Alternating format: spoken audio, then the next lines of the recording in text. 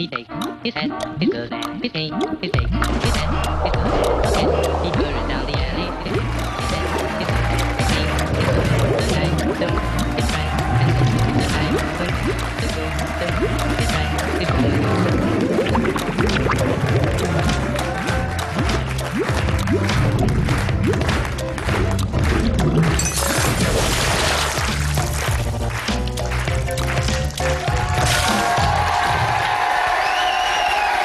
Merci à tous d'être là. Merci à vous d'être devant votre télévision. Ça va, Blacko? Bienvenue aux agités du bocal. Ils sont là, Teston, Sidonie, Régis Maillot, Jean-François Carré. Le ferveur exceptionnel. Quel public! Ils sont venus pour des invités, pas que pour nous, j'imagine. Des invités de qualité, on va commencer par quelqu'un qui est tout nouveau dans le One Man Show. Encore? Ah ouais, lui il est tout nouveau, mais en plus il a beaucoup de talent. Encore? Ouais, parce que... Ah oui, attends, il est tout nouveau, il a beaucoup de talent, et c'est Dominique Farrugia des Nuls qui le produit. Ah, ça, c'est quand même un je gage bien. de qualité. Vous le connaissez peut-être. Il s'appelle Manu Payet. Si vous êtes auditeur d'énergie, il a longtemps animé les matinales. Il est maintenant sur scène au Splendide, et on est ravis de le recevoir aujourd'hui. Manu Payet dans les invités. Deux bons copains, avoir un bon copain, à commencer par François Morel. François Morel qui remonte sur scène au Théâtre du Rond-Point avec sa collection particulière, ses collections particulières, sorte de one-man show musical. Et oui, François Morel chante, et plutôt bien d'ailleurs, vous allez voir. Et il Je vient... cherche un regard étonné pour voir, mais non, mais tout le monde est convaincu que François Morel peut chanter. Ça va très il n'y bien. a pas que des chiens dans la vie de François Morel, il y a aussi la chanson. Et il est venu avec un de ses copains qui va nous accompagner, lui, toute l'émission. En 5 ans, il est devenu incontournable dans la chanson française. Tout ça en 3 albums. Et on dit toujours... Je dis son nom, hein, parce que je suis prêt. Attends, je fais durer un petit peu le suspense. Nous, on l'adore ici. On dit toujours, ouais, mais quand même, il n'est pas très déconneur. Pas très déconneur, vous allez voir ça s'il n'est pas déconneur. J'ai nommé Vincent Delerme.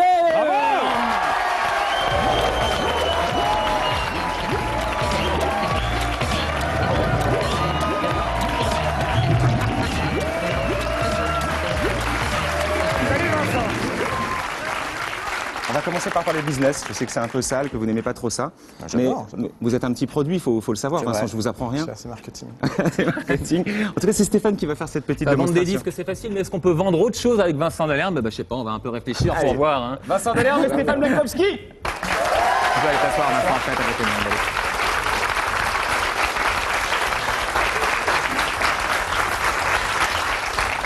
Alors, est-ce qu'on peut vendre des trucs avec Vincent Delerme? Ce qui est sûr, c'est qu'on va faire de l'audience avec Vincent Delerme. Alors, vous allez me dire, non, tout le monde n'aime pas Vincent Delerme. Il y a des gens qui trouvent que ses chansons sont un peu comme du somnifère. Et alors? Où est le problème? Nous, on s'en fout à la télé, ce qu'on veut, c'est que les gens ne zappent pas. Un mec qui s'endort immédiatement, il zappera jamais. On adore, au contraire. Formidable. Et puis, il y a aussi les gens qui aiment Vincent Delerme. Surtout des filles. Faut dire que c'est un peu le prince charmant moderne. Oui, mademoiselle, je vous ai vu. Un peu le prince charmant moderne. Toutes les filles ne sont pas convaincues. On imagine la princesse qui attend son prince charmant depuis 20 ans et l'ouvre. Ah, Vincent Delerme. Je peux faire un peu la grimace. Elle se dit, mais c'est quoi? C'est la grenouille que je dois embrasser pour qu'il ressemble à Robbie Williams ou quoi? Mais non, pas du tout. Vincent, il sait qu'il ressemble pas à Robbie Williams. Il a d'autres qualités. Intelligent, sensible et drôle, séducteur tout en douceur. Imaginons, je sais pas, une jolie fille comme Sidonie toute seule au bar. Moi, basiquement, je m'approche, je me dis, il faut que je la joue winner. Premier truc que je trouve, une cacahuète. Pour faire winner, je la jette super haut. Et au moment où je vais lui faire le clin d'œil qui tue, l'autre là, qui ressemble à rien, sa barbe de 3 jours, ses petites lunettes, il est déjà en train de lui raconter des blagues, elle est morte de rire, elle a la tête sur son épaule. Je sens que je vais bouffer les cacahuètes tout seul toute la soirée. Ça, il faut s'y faire. Ouais, c'est ça. Pour rentrer dans le lit d'une fille, aujourd'hui, il faut pas jouer le gros mal viril, non. Il faut de la peluche, tout en douceur. Toute douce. Puis en même temps, une fois qu'on est dans le lit, on est dans le lit, vous savez ce que c'est. Alors on pourrait vendre ça, par exemple. D'abord, c'est le lapin câlin. Vincent le lapin câlin, vous lui confiez tous vos secrets. Et puis après, il y a le lapin coquin. Alors là, c'est lui qui a un petit secret. Les filles, je vais pas vous faire de schéma, mais vous allez voir, les piles sont pas fournies avec, c'est juste ce qu'il faut savoir. Regardez le lapin coquin. Non, mais plaire aux filles, non, c'est pas facile. On le sait, nous, en publicité. On n'appelle pas ça des filles, on appelle ça des ménagères de moins de 50 ans. Non, c'est vrai, les filles. Et pourtant, on vous conditionne depuis que vous avez l'âge de 6 ans. Des dessins animés sur les princesses, des pubs pour les poupées de princesses. Pourquoi tout ça? Parce que la princesse, il faut qu'elle s'habitue. Elle est tout en haut de sa tour dans sa petite chambrette et elle attend son prince charmant. C'est pour plus tard. Quand vous serez au 32e étage d'une tour à Gennevilliers dans votre F2, et vous attendrez le prince charmant qui est parti regarder la Formule 1 avec ses copains. Ça sert de s'habituer dès l'enfance. Bah ouais, c'est comme ça que ça marche. Sauf qu'en pub, on sait bien que les filles, elles en aura le bol du prince charmant. Elles veulent pas des beaux mecs virils. Ce qu'elles veulent, c'est des mecs rassurants. Regardez, la pub Saint-Marc, c'est quoi? C'est un petit ange qui a rien dans le slip, forcément, c'est un ange. Monsieur Propre, c'est pareil. Il sort d'une bouteille, il peut rien avoir non plus. Puis je sais pas, Monsieur Propre, il y a un truc, ça fait un peu genre routier avec sa boucle d'oreille qui fréquente des boîtes homo. Non, non, non. Monsieur Propre, c'est fini, la mère Denis est morte. Vive Monsieur Propret, voilà l'ami de la ménagère de 25-50 ans. Hein, franchement, pas trop menaçant et en même temps qui fait envie. Non, mais c'est toujours pareil, un mec qui plaît aux filles, forcément les gars sont jaloux. Hein. Enfin, pas moi, hein, bien sûr. Mais moi j'ai des copains qui disent que Delerme il drague un peu comme à la roumaine, quoi. Le mec qui fait un peu pitié, vous savez, pour que la fille s'intéresse. Oh, s'il vous plaît, un peu de sexe ce soir, s'il vous plaît. Ah oui. Mais non, c'est pas sport. Alors, vous allez me dire, les filles, ben ouais, ils sont bien cons, les mecs, d'être aussi jaloux. On s'en fout qu'ils soient cons, c'est surtout nous qui serions cons de pas utiliser leur jalousie. Si les mecs sont jaloux, s'ils sont convaincus que Vincent c'est du somnifère, on va leur vendre du somnifère. Nous, ce qu'on veut, c'est gagner de l'argent. Alors, en route pour le Delermiol, par exemple, vous en avez marre des images de guerre à la télé, marre des images de famine, marre des images de misère?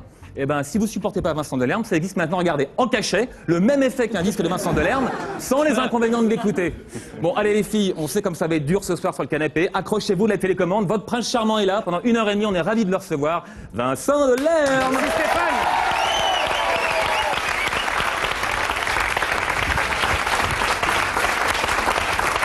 Bon Vincent, je vous laisse le choix dans ce qu'a proposé Stéphane.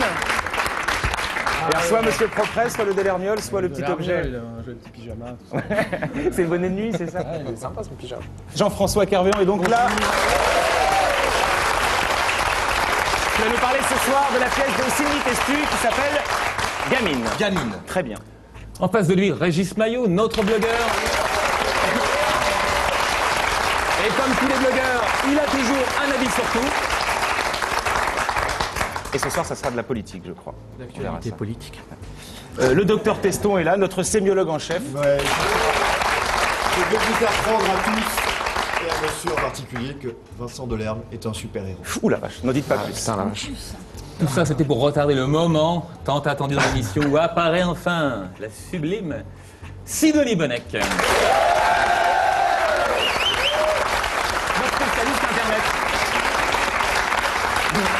Et alors, je sais pas pourquoi Sidonie, mais c'est le fait que ce soit Vincent qui soit là. Vous avez envie de parler d'amour, de coup. Oui, j'ai souvent envie de parler d'amour, mais là je suis C'est vrai. Obligé. absolument ravie.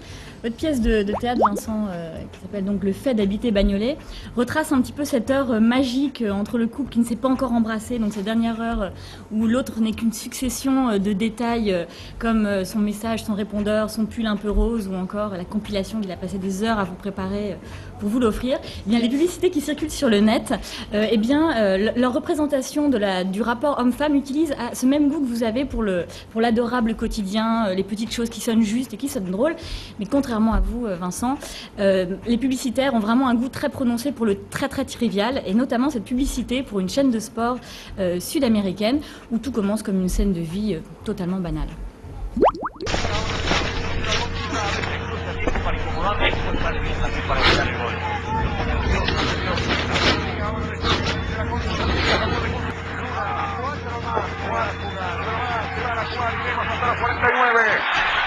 Minutos, iremos hasta la 49. Llegarle por los costados, no ha tenido paciencia, no lo ha pensado bien a este efecto. Por eso picamos por la izquierda. On ne vous y prendra pas, Vincent. J'ai même pas envie de répondre. Vous pourriez décider de brûler votre image comme ça aujourd'hui et révéler que oui, vous aussi, vous avez des penchants très masculins. Jamais, mais vraiment jamais. Un peu de foot peut-être, non, de temps en temps? Un peu de foot à la Bah télé? oui, souvent même. Ouais. Ah. Souvent, c'est souvent le mercredi soir, et là c'est comme un soir de concert quand on est en tournée, donc... Vincent, oui, derrière ils ont cette des image intérêts un de peu romantisme différents des perpétuel, miens. est un mec qui regarde le foot, qui bouffe des pizzas Non, et mais qui boit de la bière. Notamment ce que j'aime bien avec cette publicité, je sais pas ce que vous en pensez, Vincent, enfin, vous peut-être pas être tout à fait d'accord avec moi, mais on a un peu cette même impression que quand on écoute vos chansons, on se dit « Ah oui, je vois bien de quoi il parle ». Voilà. Sûrement. Sûrement. Mais comme vous êtes un garçon, vous ne voyez pas forcément. La disposition de l'appartement de Vincent est un peu différente. Il y a une toute récente enquête qui dit que sur les fantasmes des Françaises, qui révèle que évidemment les Françaises rêvent encore de faire l'amour avec leur prince charmant sur une plage au clair de lune. Tordez-vous vos mains encore une fois quand vous le dites. Ah, c'est tellement beau. 63%, mais il y a quand même 38% des femmes qui rêvent de regarder des films pornographiques avec leur mari. Qui l'eût cru? Attends, mais il y a 62% qui foutent quoi? Ça s'enchaîne parfaitement, regardez le clip. Pardon.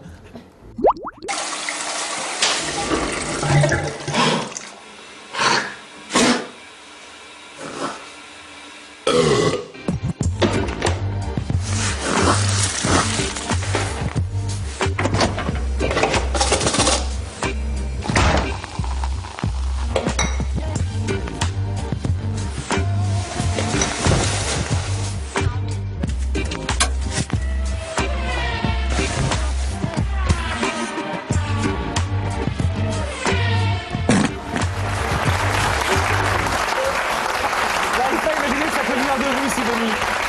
Cet être si Ça pur. n'a rien à voir avec moi, je vous assure. Ah, c'est pas vous? C'est qu'elle est privée, c'est déjà pas mal. Elle a C'est bien une- changé, ta sœur. C'est une publicité pour une marque de slip parce que évidemment les hommes ne s'intéressent pas vraiment aux hommes nus, donc voilà, pour leur vendre des C'est ce slips. que on leur met dit des- la phrase en anglais à la fin. Si ça avait été un homme à poil, vous l'auriez pas regardé. Moi, ce que je retiens surtout, c'est que c'est un peu la fin de l'ère des femmes jolies, polies et des hommes charmants galants. C'est un fait, donc les femmes et leur représentation changent, mais on dirait que celle des hommes quand même ne change pas beaucoup. Et les publicités sont même amenées à leur fournir des outils pour qu'ils puissent apprendre à vivre avec leurs vices. Hi.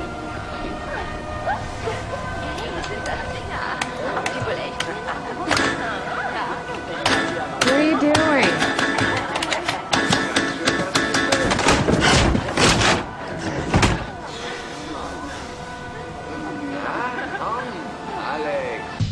Come in and check out all the latest laptops. Visiblement, quand on est un petit vicieux, mieux vaut avoir un laptop, enfin un ordinateur portable pour le fermer assez rapidement, mais c'est pas une publicité vraiment déconnectée de la réalité, parce que c'est une publicité américaine. Et aux États-Unis, il y a quand même un tiers des divorces qui sont dus à ce qu'on appelle la cyber-infidélité. C'est quand même hallucinant. Donc la femme nouvelle est arrivée, on attend toujours un peu l'homme nouveau, quoi, mais. Mais il est là depuis très longtemps. Et Vincent, c'est pas un homme nouveau peut-être, Je suis Vincent d'accord. Delaire? C'est bon, ça. Vincent, on va aller se mettre un petit peu en spectacle, on va aller bien. s'asseoir dans ces deux charmants fauteuils blancs. Vous me suivez? Vincent Delerme, s'il vous plaît. Oui.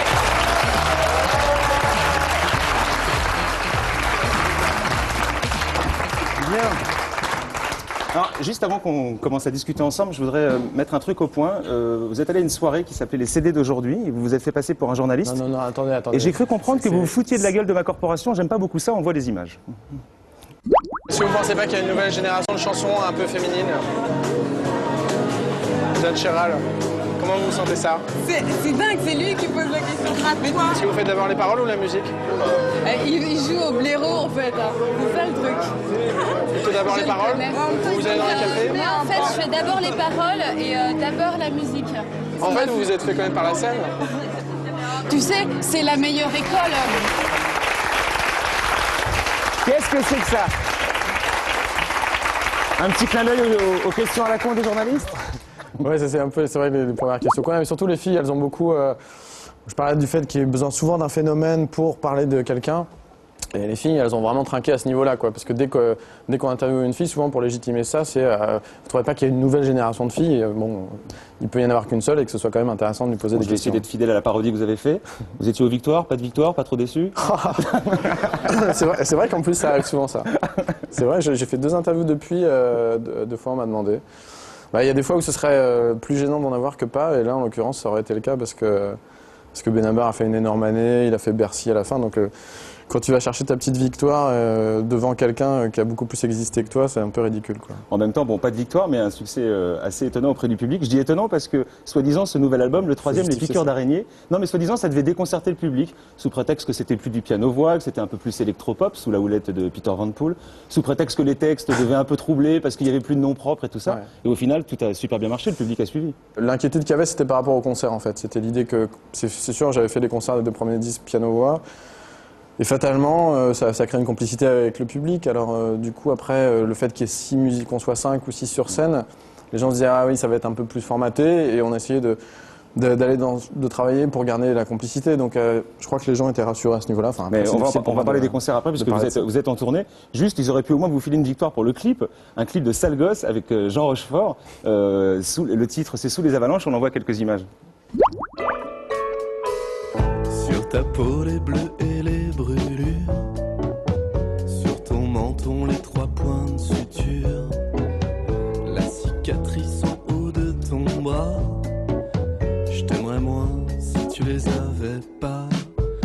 Sous les avalanches, t'es pas étanche. Dans cet igloo, tu te cognes partout. T'as pas la dégaine de Miss Aquitaine. T'as pas le cerveau de la dame avec un chapeau.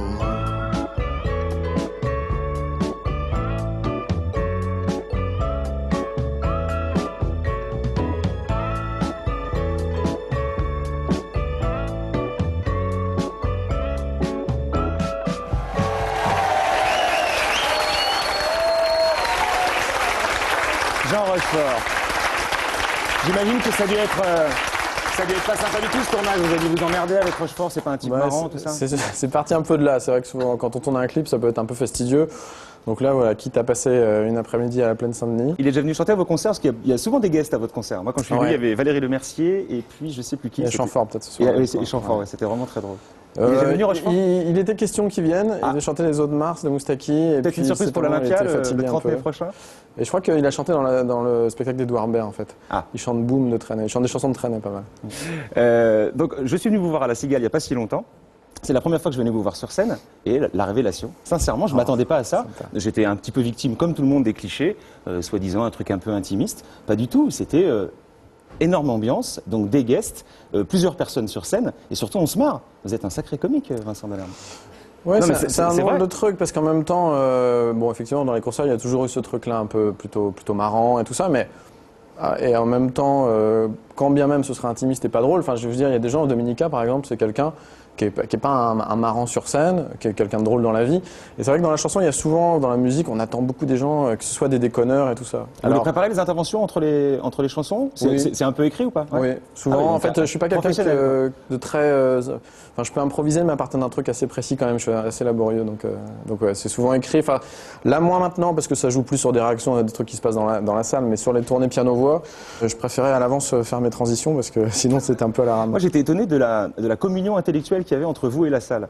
Je sais, non, mais est-ce que ça vient d'un vécu commun? Est-ce que, par exemple, vous faites tout un délire sur les colonies de vacances? Bon, moi, j'y suis allé en colo, donc ça m'a fait marrer, mais ça a fait marrer toute la salle. Vous avez fait 5 minutes sur le diplôme, le BAFA, ouais. Qui permet de... Bah, c'est important le BAFA en même temps, mais pas pour tout le monde. Mais non, bah, ce que j'aime bien dans les concerts, en tout cas, ça, j'ai toujours espéré ça, c'est qu'il y ait des moments où vraiment les gens se marrent vraiment, et qu'à d'autres moments, il y a une super écoute. Et ça donne une espèce de one-man show musical un petit peu. Vous pourriez imaginer pousser le truc un peu plus loin, faire un peu moins de chansons et encore un peu plus d'humour? En même temps, j'ai toujours tout ce que j'aime bien, que ce soit les ressorts un peu de théâtre ou comique et tout ça, ou je sais pas, des tableaux, enfin visuels, des choses un peu visuelles et tout. J'ai toujours bien aimé mettre ça au service de la chanson. En fait, c'est ce que je préfère en fait, la chanson. Je me sens très chanteur. Et après, si je peux ramasser à droite à gauche des choses qui correspondent plus à du one-man show ou à des trucs de cinéma et les mettre, les insuffler dans les chansons, pour moi, c'est Alors on va voir quelques images, malheureusement pas de la Cigale, parce que le concert n'est pas encore monté, bien que les images existent. Ouais. Un petit concert au Trabendo, une petite salle à Paris, pour montrer un petit peu le dispositif scénique et puis la complicité que vous avez avec la... Vous allez voir, le dispositif scénique, c'est une folie. Non mais il n'y a pas que Delerme avec un piano et une voix, quoi. Ouais. Voilà, il y a un peu plus de monde que ça. On regarde. Dans l'actualité, il ne se passe pas que des choses drôles, que des choses très réjouissantes, mais il ne faut pas non plus noircir trop le tableau, parce qu'il y a aussi vraiment des très très bonnes nouvelles, notamment une récente qui est que Miss France est devenue Miss Europe.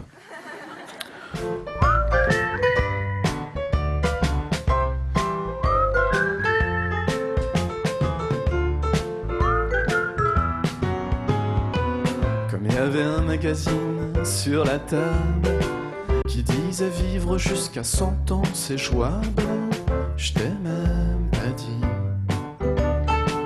je t'ai même pas dit, je t'ai même pas dit. Ça j'aurais dû. Ah, j'ai oublié surtout de vous dire, c'est vrai, c'est un peu le bordel ce concert, que la chanson s'appelle C'est Bibi. C'est une information importante pour tout le monde.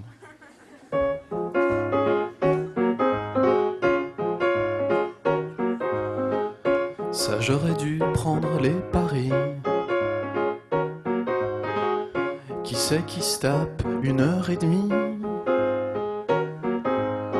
d'un film finlandais sous-titré Le soir de Lyon-Fenerbahçe? C'est qui?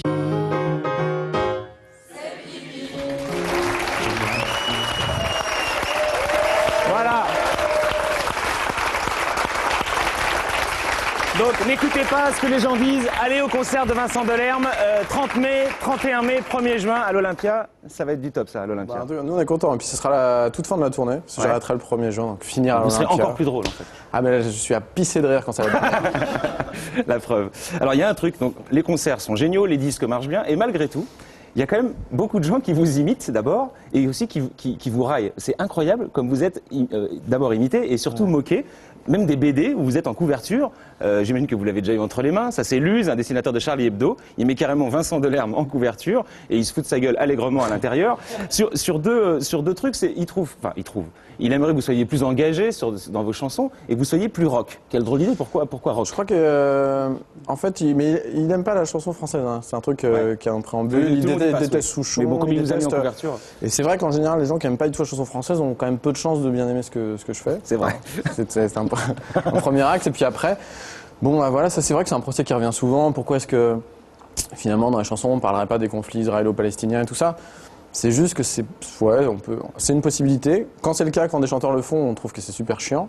Quand ils le font pas, on trouve que c'est vraiment dommage qu'ils le fassent pas. Donc c'est un peu inextricable. En général, c'est quand même pas c'est sûr que je comprends très bien qu'on soit hyper concerné par ça et qu'on a envie que toute sa vie soit centrée vers ça, mais là, être chanteur ou dans ces cas-là ou dessinateur de BD, c'est pas les meilleurs moyens de. Et dans toutes les imitations et les vannes que vous prenez, il y a des choses qui vous font marrer quand même ou pas? Ça dépend vraiment du degré de bienveillance qu'il peut y avoir de la personne derrière, quoi. C'est un truc que tu ressens un peu au feeling.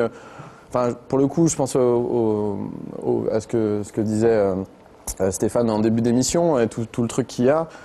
Comme je connais bien, voilà, et ça te fait marrer. Après, il vaut mieux, t'as besoin de savoir un peu quel est le fond de la pensée de la personne, quoi. Si c'est un vrai truc un peu d'aigreur, là c'est plus gênant, quoi. Et à quel moment ça devient polluant pour la création? C'est-à-dire que ça devient trop présent, les critiques empêchent de créer librement, quoi. Ce qu'il y a, c'est que souvent, quand tu sors un disque au début, t'es super frais, tu commences à bagarrer et tout, donc là les trucs positifs, négatifs, tu t'en fous un peu, t'es plus fort que ça.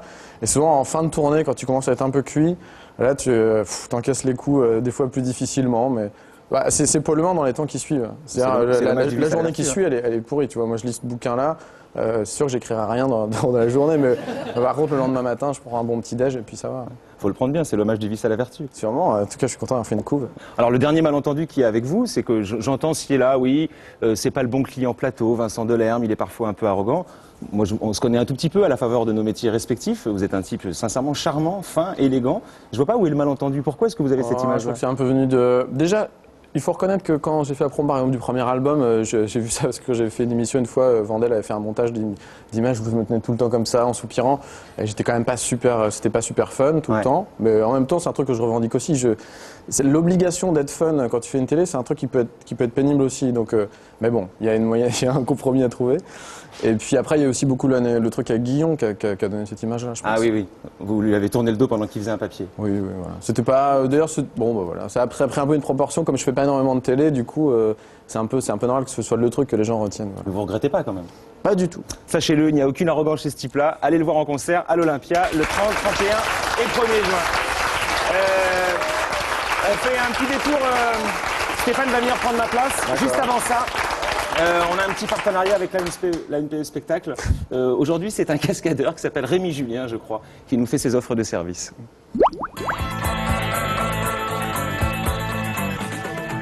Bonjour, je suis Rémi Julien, je suis le roi de la cascade.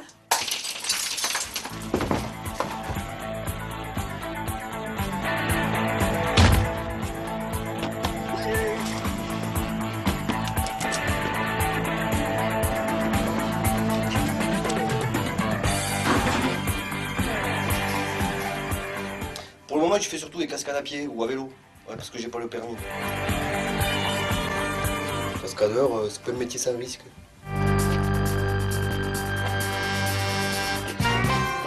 ne fais pas que régler les cascades, je règle aussi les combats. Alors bon, tu me mets une droite, je te mets une gauche et coup de boule, ok? Ok.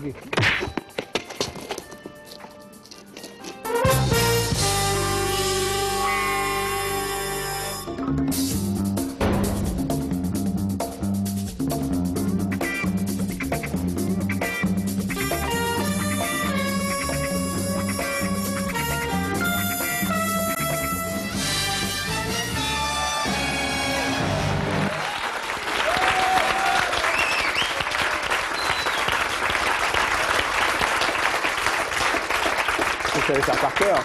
Non, je les connais pas par cœur, c'est un questionnaire. Les questions sont écrites là. L'avantage, c'est que ça part de choses qui, on est sûr que ça nous intéresse. Ah, premier, c'est le sexe. Ça alors. C'est marrant. Pas forcément. Quel animal sexuel êtes-vous? Je sais pas, je dirais un hérisson. Un hérisson. Vous avez vu un documentaire sur le hérisson qui est Je suis très documentaire animalier, mais il y a des trucs vraiment incroyables sexuellement chez les animaux. Ouais. Et vous, c'est le hérisson? Ouais, c'est le hérisson, je dirais pas pourquoi, mais les gens peuvent aller voir sur des sites. Sur le site internet. Moi, ça me rend curieux. Mademoiselle aussi, je crois, là-bas. Hein. C'était quand et comment la première fois? C'était une demi-première fois en fait. C'est un peu bizarre, ouais. Il y a eu presque une première fois quand j'avais 15 ans, du coup ça aurait été la classe, là, 15 ans c'est bien. Ah, ça fait précoce, hein. Ouais, et en fait la vraie première fois c'était 20 ans, et là du coup c'est un peu la honte. C'est-à-dire que ça a dû être très très dur à 15 ans pour pas recommencer avant 5 ans. Ouais, pour être dégoûté étonnant, pendant 5 ans, c'est dur quand même. C'est étonnant. Mais j'y ai repensé récemment, justement, qu'il y a eu 5 ans. Et donc la vraie première fois, du coup, c'était quand même plutôt vers 15 ans, c'était dans un parc en Angleterre. Ça, c'est si c'est pas snob. Square, ça y est, je comprends le titre de l'album. Un voyage en Angleterre, ouais. Avez-vous éprouvé du désir pour quelqu'un du même sexe? Non. Non. Je suis très tactile en général. Je pense avoir aucun problème avec la proximité physique avec les garçons en tournée. En plus, si je fais ça, par exemple, ça ne me dérange pas. Je pense que je vais pouvoir m'endormir. Je le touche, ça m'énerve. Mais non, en fait, non. Pour quelle somme pourriez-vous vous prostituer? Ah, du coup, on bifurque sur le questionnaire argent. On y arrive doucement, mais dans la prostitution, il y a un moment où votre corps va servir. Hein. On sait pas je me rends pas quoi. Compte, il faut proposer d'abord et je verrai après. Et qu'est-ce qu'il y a mieux? 6 000 €. Ah ouais, okay. Pour 6 000 €, qu'est-ce que vous voudriez faire avec Vincent Delerme, monsieur? Monsieur se rétracte. Qu'est-ce qu'il y a mieux que le sexe dans la vie? Oh là là, j'ai pas de réponse globale sur ce truc-là, parce qu'il y a des trucs qui sont super certains jours, d'autres pas du tout. Enfin, et le sexe, ça a commencé par le sexe. Il y a des fois, le sexe est incroyable, et des fois, faut avouer que ça peut être un peu raté aussi. Donc voilà. Non mais c'est vrai, c'est pas le sexe, c'est génial tout le temps. Parlons d'argent. Alors, votre premier salaire, c'était pour quel métier? Bah c'était un cachet pour un concert. Après j'ai fait des stages de journaliste aussi, et donc là j'avais des tarifs stagiaires, quoi, voilà. Et votre premier salaire, vous l'avez claqué comment? Non mais c'était tellement minable que j'ai dû m'acheter un pain au chocolat, donc voilà, c'était une première partie au festival de Louviers en 1997. Première partie de qui? De Jean Sommer, un chanteur que j'aime beaucoup, qui n'est pas connu du tout. Ouais, ça, il ne faut pas se moquer de lui parce que je l'aime beaucoup. Aujourd'hui, vous gagnez combien? Aujourd'hui, en fait, on a un revenu fixe sur les concerts, par concert, qui est en général... là, je suis avec des musiciens, donc j'ai gagné beaucoup d'argent sur la deuxième tournée. Enfin, beaucoup d'argent proportionnellement à ce que je gagne maintenant, parce que j'étais tout seul sur scène, ça marchait déjà bien, donc ça, c'était super. Enfin, genre, c'est bien payé, hein. Tu gagnes genre 10 000 francs par concert, un truc comme ça. Et donc des concerts, vous en faites plutôt 200 par an, quoi? Non, on en fait plutôt une petite centaine. Et puis après, tu as les trucs sur l'argent, évidemment, sur les disques. Ça, c'est comme pour le hérisson, il faut faire le calcul soi-même. Hein. Quel autre métier pourriez-vous faire pour gagner votre vie? Justement, ce serait peut-être bosser dans un zoo. Pour voir des hérissons. Près de la cage des hérissons, c'est ça? Je trouve ça toujours assez touchant parce que... C'est un coup à se faire virer, ça, si on voit que...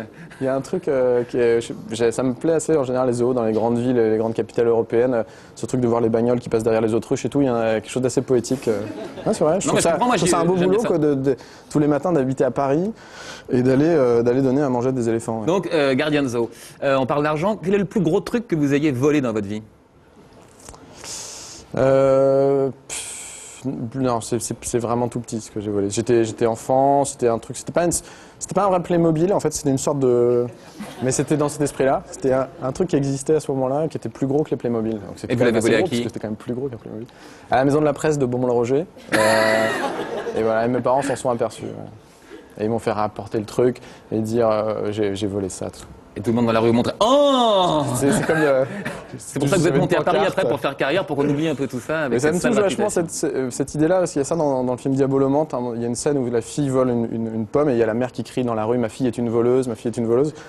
Ça paraît con parce que c'est lié à l'enfance et que c'est jamais que voler une pomme et tout, mais c'est hyper troublant quand t'es enfant, je trouve que tu voles et qu'on te fait comprendre ce que c'est et tout. Bah, je me suis pas fait gauler, donc coup de bol. Vous donnez à qui vos bonnes œuvres? C'est plutôt qui Bah, c'est des trucs, tu sais, de prélèvement automatique, aids, compagnie, quoi. Donc vous êtes en prélèvement automatique pour vos dons? Bah, pour ces trucs-là, oui. Ouais. Et puis après, il y a tous les trucs où on peut participer comme artiste, mais en prélèvement automatique, voilà. Est-ce que vous avez déjà failli mourir? Je crois pas. Avant aujourd'hui. Non, je crois pas. Non. Donc vous savez pas trop ce que c'est que la mort, pas d'expérience? Ah non. Si vous deviez assassiner quelqu'un, ça serait comment? Je suis un peu plus tordu que ça, c'est-à-dire que même des gens, sur le moment que je peux avoir, être super énervé, j'ai un truc de plus de volonté qu'avec le temps, de pouvoir me venger, mais d'un truc un peu plus long et étalé dans le temps qu'un assassinat. Ah oui, le crime parfait, où vous vous vengez 10 ans après, le mec a oublié. Enlever un membre chaque année, par exemple, un truc plus comme ça. Qu'est-ce qui pourrait vous pousser à vous suicider? Bah, pas mal de trucs, hein, parce que je... Non, mais c'est vrai, enfin, non, moi, je suis quelqu'un qui a été super gâté, qui a eu plein de bol et tout, j'ai des parents qui m'ont bien aimé, qui étaient là et tout, donc j'ai une très faible expérience du décès des proches et tout ça, donc à chaque fois, ça me fait beaucoup d'effets, finalement. Le décès de quelqu'un, c'est ce qui vous dégoûte de la vie? Bah oui, le fait de plus revoir quelqu'un qui est a priori quelqu'un de constitutif de toute votre vie et qui fait partie des meubles, ouais, c'est sûr que c'est ce qu'il y a. Et vous, personnellement, au moment de mourir, vous préfériez être écrasé par un bus ou mourir d'un cancer? C'est une chanson de Dobispo, ça, non? Non, je sais pas. C'est qui chante ce truc-là si on devait mourir demain, là? C'est Natacha En fait, la Saint- question, c'est est-ce que vous préférez vieillir ou mourir, quoi? Vieillir, c'est un luxe inouï de vieillir. Enfin, en même temps, Bah si, bien sûr que si. quand on est vraiment grabataire. Ouais, je suis sûrement mal placé pour dire ça en n'étant pas vieux, mais c'est quand même une chance incroyable de vieillir. Ouais. Vous aimeriez, en tout cas, vous. Déjà, quand on a 30 balais, on a déjà laissé des gens sur le carreau qui sont morts plus jeunes, donc voilà. Ah ouais, donc la mort, vous y pensez vraiment? Bah oui, c'est là. Et du coup, qu'est-ce qui se passe quand on est mort? Et ça, c'est la dernière question. On a le temps, hein, pressez pas. Qu'est-ce qui se passe quand on est mort? Et je crois que j'avais droit à une question sans réponse, c'est ça? Ça serait celle-là? Ouais, je pense. Allez hop, on applaudit.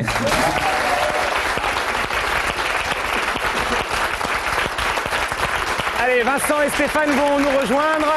On va passer par Jimmy Destroy, le coach des agités du bocal. Aujourd'hui, une petite leçon de tennis.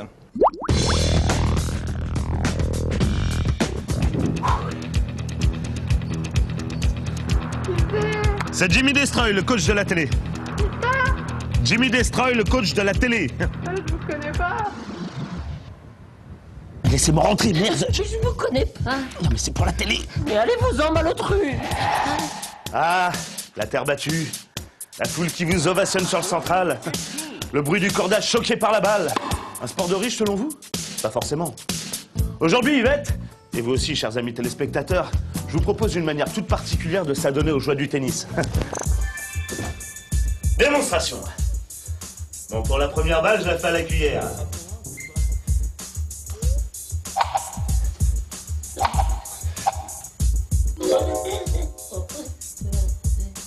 Bien joué.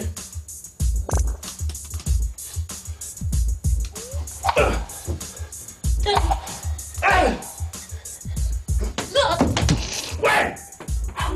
Raté.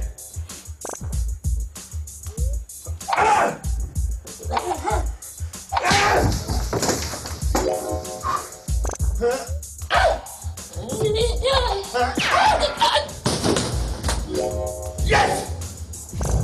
Allez Yvette, à toi de service.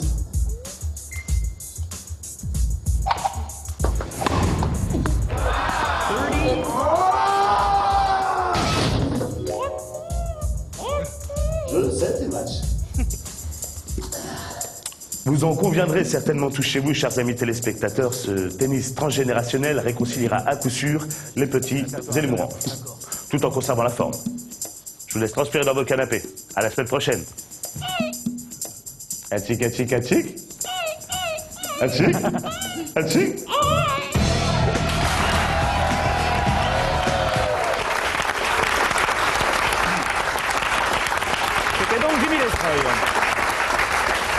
On retrouve notre blogueur. Aucun sujet étranger. Je crois que c'est un peu politique cette semaine. C'est surtout depuis que Chirac est parti, je sens que vous n'êtes pas le même. Ça vous n'arrivez pas à vous en remettre, non? Ah bah je suis complètement bouleversé. Ouais, ça m'étonne pas. Je le sens, vous êtes plus pareil. Ah, je suis bouleversé, je suis même tristesse parce qu'aujourd'hui, pour qui on va voter, quoi? C'est vrai, quoi. Pour qui on va voter, quitte à avoir un président inutile, autant garder un qu'on connaît bien, quoi. Bah, en même temps, tu vois, aux agités du bocal, nous lançons d'ailleurs un appel solennel, il faut qu'il revienne, quoi. Reviens Jackie, quoi. C'est pas très sympa déjà de lâcher un vieux comme ça, vers la sortie, directement vers la prison. Enfin, c'est moche, quoi. Ça se fait pas, il a dû se gourer, il a pas dû entendre, hein. C'est vrai qu'il a des problèmes d'audition, Chirac, hein, ouais. Déjà, avec les juges, il avait des problèmes d'audition. Il confondait les emplois fictifs, les emplois kiff-kiff, enfin bref, des bêtises, quoi. Non, bien sûr, il y en a qui nous disent, oui, il a rien fait pendant 12 ans. C'est faux. Regardez les jardins de l'Élysée, ils sont impeccables. Et ben ça prend du temps, tout ça. Alors, bon, puis Chirac, c'était la fantaisie, Juppé le Chauve, Raffarin Gros-Tarin, il y avait un humour dans ce gouvernement qu'on ne retrouve pas ailleurs, hein. Pchit, abracadabrantesque, c'est plus de la politique, c'est de la poésie. On va pas mettre les poètes à la retraite. Ou alors il faut commencer par Diams. Le monde entier nous envie Chirac. Ben oui, cet homme-là, c'est quand même le garant de la démocratie. 82%.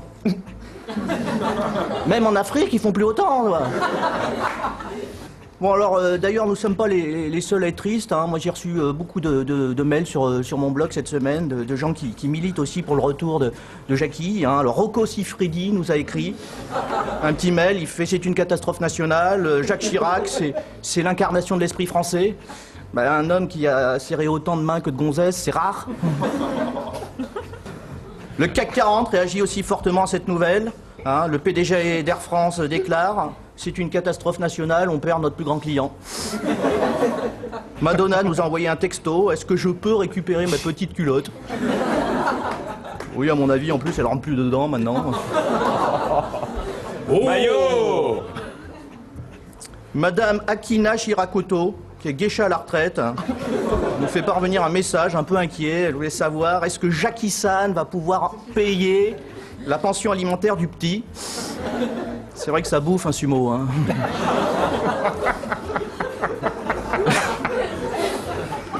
Et enfin, en exclusivité, après le discours d'adieu de Jacques Chirac à la France, on a vraiment récupéré ça sur le blog, c'est la réponse de la France à Jacques Chirac. Ça fait Jackie mon amour, alors comme ça on veut me larguer après 40 ans de vie commune. Qu'est-ce que c'est que cette histoire? Monsieur déclare à la télévision qu'il veut servir autrement. Je crois pas qu'il s'est déjà servi suffisamment. Qu'est-ce que je vais devenir, moi? Tu vas pas me laisser quand même avec un type qui peut à peine garder sa femme? Vous le comprendrez chez vous. Hein. Voilà. Bref, à la France, à un mois de l'échéance présidentielle est un peu orpheline, on a perdu notre champion. Alors, deux possibilités aujourd'hui, il nous reste deux possibilités. Soit voter blanc, ce qui est une tradition française, on a l'habitude de voter pour un blanc. Soit voter nul, c'est encore une tradition française, puisqu'au final, il faudra bien voter pour l'un d'entre eux. Salut Jackie.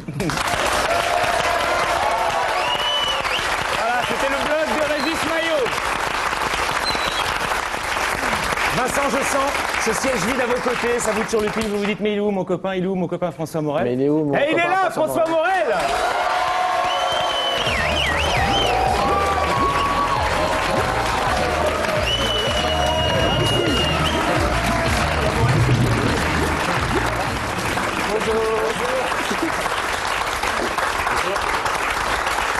Bon, inutile de vous présenter. Vous êtes copain comme cochon, comme on dit. Comme Vincent Delerme. Vincent Delerme, ouais. Comme cochon. Ouais. Ce petit Vincent Delerme dont Philippe Delerme, son père, vous a parlé un jour dans les couloirs d'Inter en disant tiens regarde les Pas chansons. dans les couloirs d'Inter, c'était à Saint-Germain-des-Prés. C'était un cocktail littéraire. C'est pareil. Et mon fils vous imite. Ah alors oui donc j'aimerais avoir une imitation oui. maintenant. Oui. Non, c'est-à-dire que à l'époque, putain. À l'époque. Je faisais le déchet. On faisait le café théâtre, du coup on allait acheter des fringues chez Kilo Shop et tout. Et voilà quoi. Non, mais pas, ben voilà, on imite. Voilà, c'est tout.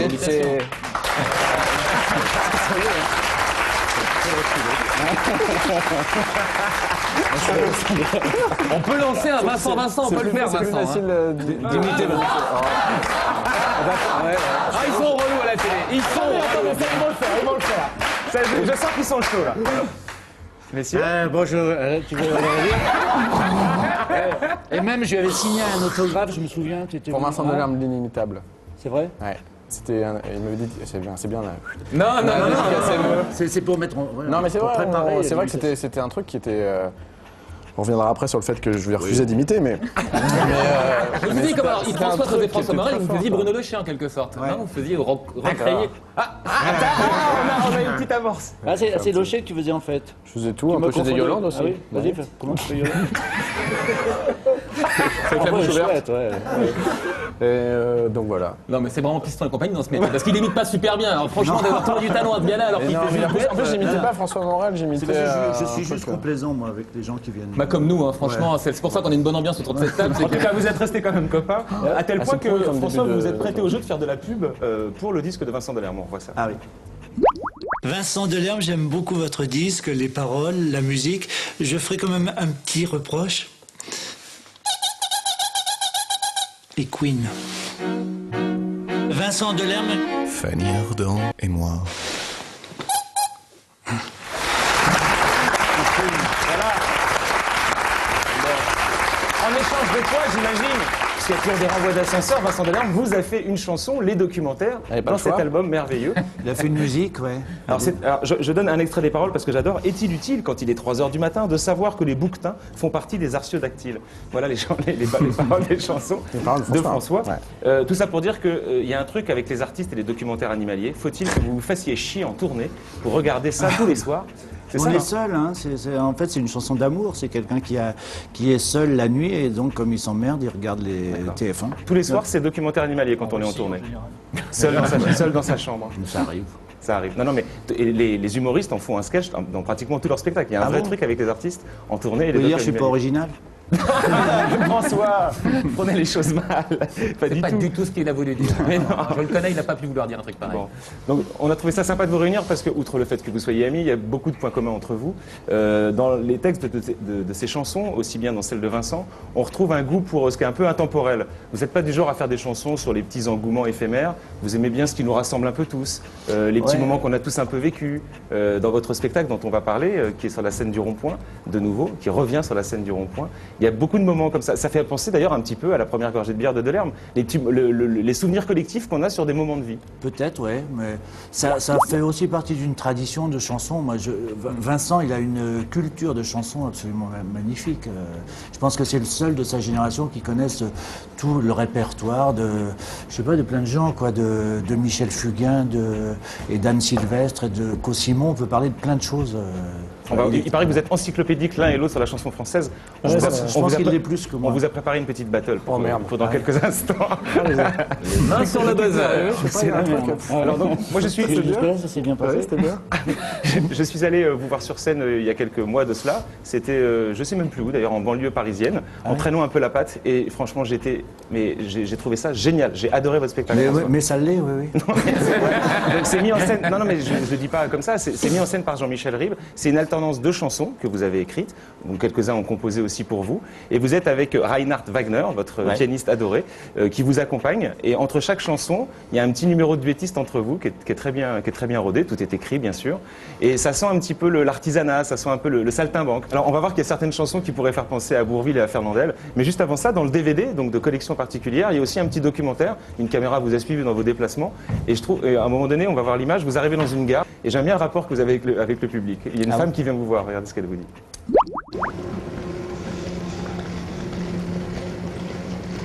Ah, ça vous a plu? Monsieur, vous êtes génial. Oh non. C'est monsieur Morel. Morel, François Morel. François. Vous êtes magnifique. Vous avez fait un... Attendez, rappelez-moi le titre. Cyrano de Ménilmontant. C'est ça. C'était superbe.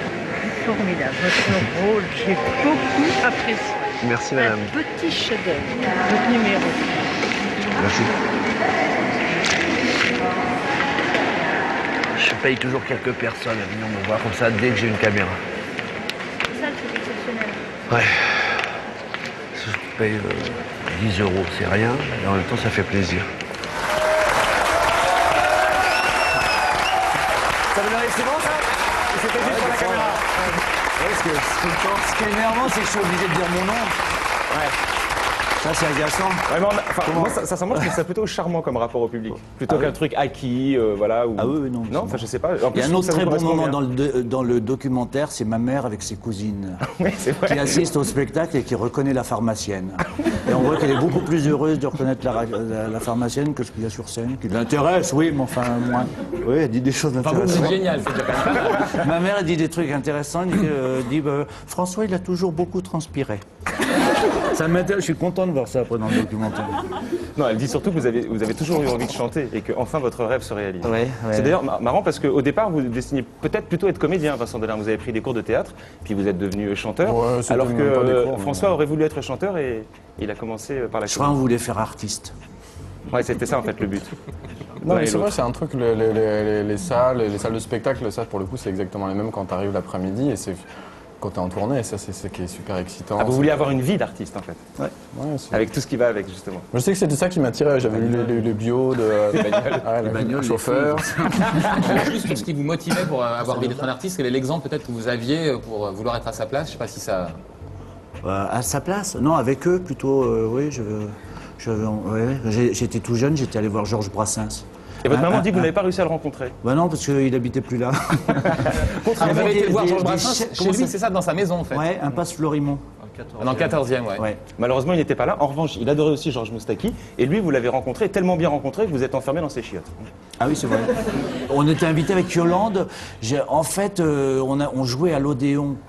Les Précieuses Ridicules, donc très beau théâtre, belle pièce, beau spectacle, et je me suis dit, ça peut me permettre de dire à des gens que je les aime bien, donc j'avais Moustaki que je connaissais pas, je lui avais envoyé un petit mot pour lui dire, venez de ma part quand vous voulez, il était venu un soir, et il nous avait dit, bah, venez déjeuner chez moi la semaine d'après, donc on s'est retrouvés à la table de Moustaki sur l'île Saint-Louis, et donc j'étais assez impressionné, parce que c'était un peu la vedette de mes 15 ans, quoi. J'aimais beaucoup Moustaki, et avant de passer à table, les toilettes, s'il vous plaît, j'y vais, je m'enferme et au bout d'un moment je veux sortir, enfin c'est normalement. Et je crois que bon, le problème que citait ma mère tout à l'heure, j'ai des sudations au bout des doigts et j'arrive pas à ouvrir la targette. Et il y avait tout le dîner, enfin tous les gens qui étaient invités étaient de l'autre côté de la porte en me disant faites pression sur la porte, appuyez sur le lave. Voilà, donc ça nous a fait un souvenir. Et alors désormais partagé. Ouais, et je suis allé voir Moustaki après.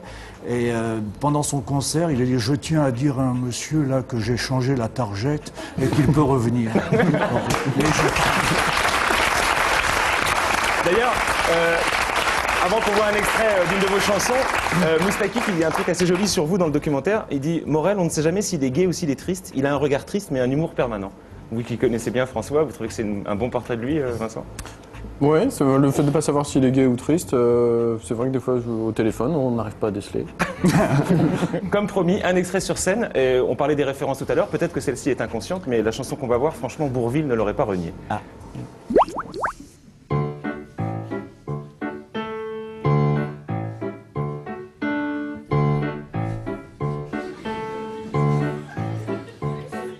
Il ne faut pas manger les oreilles de son père, même si on est taquin, même si on a trop faim. Il ne faut pas non plus énucléer sa mère, même si on est colère, si on est sur les nerfs. Ne chatouillez jamais sous les bras d'un serpent, même si c'est très tentant, même si c'est amusant. Il vaut mieux éviter de lapider son fils, même si on est grognon, un petit peu chiffon. Apprenez par ailleurs qu'il est déconseillé de fumer car ça tue, de péter car ça pue. Il ne faut pas non plus écraser les piétons, même s'ils sont engagés sur les passages cloutés. Il vaut mieux quand on peut ne pas tuer ses enfants, sauf s'ils sont négligents pour se brosser les dents. Il faudrait éviter d'étouffer ses aïeux, sauf s'ils sont trop hargneux, sauf s'ils sont ennuyeux. Il ne faut pas tirer sur la queue des panthères, le félin susceptible peut être imprévisible. Comprenez par ailleurs qu'il est déconseillé de fumer car ça tue, de péter car ça tue. Voilà, François Morel sur scène au Théâtre du Rond-Point du 13 mars au 14 avril. Le spectacle est en DVD avec un documentaire qui l'accompagne qui est très bien foutu. Et cette magnifique veste que arbore François est l'œuvre d'un tailleur. On le découvre dans le documentaire. Ça fait penser en fait aux vestes que portait Charles Aznavour dans les années 70. Il y avait toujours des vestes extrêmement chamarrées. Je me demande si aussi George Harrison, dans ses délires et sa Rolls blanche, il pouvait pas porter ces vestes. Et Carlos aussi. Chacun ses références. Alors on le disait tout à l'heure, la battle annoncée entre qui est le meilleur en chanson française entre Vincent Delerme et François Morel. On va voir ça tout de suite. Là, le jeu, c'est pas de reconnaître le chanteur, c'est qu'on écoute deux phrases et il faut dire la phrase d'après. Tellement bien que Allez, on commence par la première, c'est Georges Brassens. Oh putain. La mauvaise réputation, c'était son premier grand succès. Les braves n'en aiment pas que l'on suive une autre route que tout le monde médit de moi. Sauf les muets, ça va de soi. C'est les muets à cet endroit? Sauf les muets, ça va de soi. Ah oui, c'est sûr. On écoute? Non, c'est pas. Si, Mehdi. La réponse? Tout le monde médit de moi, sauf les muets, ça va de soi. François Morel, 1 point. En fait, il la joue modeste, c'est Vincent qui va gagner, mais... Sur Brassens en plus. Alors, la deuxième, là c'est peut-être plus pour Vincent, Alain Souchon, Poulailler Song, une chanson de 1977 de Laurent Voulzy. C'est un peu votre idole, Souchon, Vincent Delerme. Allons-y, on l'écoute.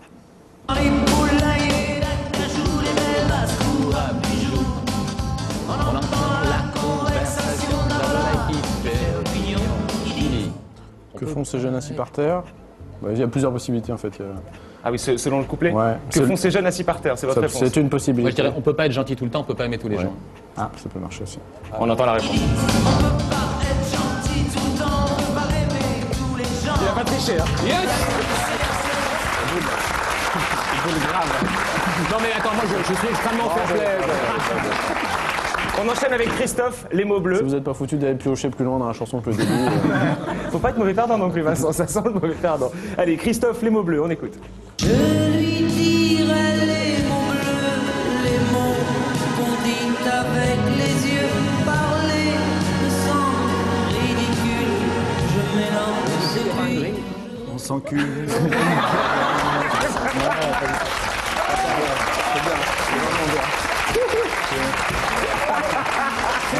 Je m'attendais pas à un truc aussi gaulois de votre part, François. Je suis désolé. C'est Christophe, c'est pas Paul Naref. Oui. Donc là, vous savez pas ni l'un ni l'autre. C'est-à-dire, pour la petite histoire, des Moi, paroles... c'est plus les chanteurs morts. Pour la petite histoire, des paroles qui ont été écrites par... Michel Berger. Certainement pas. Jean-Michel Jarre. Jean-Michel Jarre. Avant qu'il fasse Jean-Michel musique Jarre. électronique. Oui, il faut au montage, c'est par Jean-Michel. Écoute la réponse, quand même. Tous les trucs machin, ternirait le style. Pardon? Et tous les mananana, ternirait un peu le style. Non, il n'y a pas ça? On écoute. et puis je recule devant une phrase inutile qui briserait l'instant fragile d'une rencontre. Alors le dernier, parce qu'il va quand même falloir se départager, je rappelle que Stéphane a un point, que François a un point et que Vincent toujours rien. n'en a Vincent, pas. hein. Toujours Alors là, rien, une ouais. artiste que vous aimez beaucoup l'un et l'autre, La Rousseau, hein, je me trompe pas. Sa chanson s'appelle Tu m'oublieras et elle a été écrite par Yves Desca. Et Yves Desca, un type incroyable, Je pourquoi? ne sais pas qui c'est, moi. Yves Desca, vous savez pas qui c'est? C'est le pseudo de Michel Sardou. C'est celui qui a écrit La maladie d'amour et qui a produit I Will Survive. Quand même. Qui est La Rousseau? Mais non, François, pas de mauvais esprit.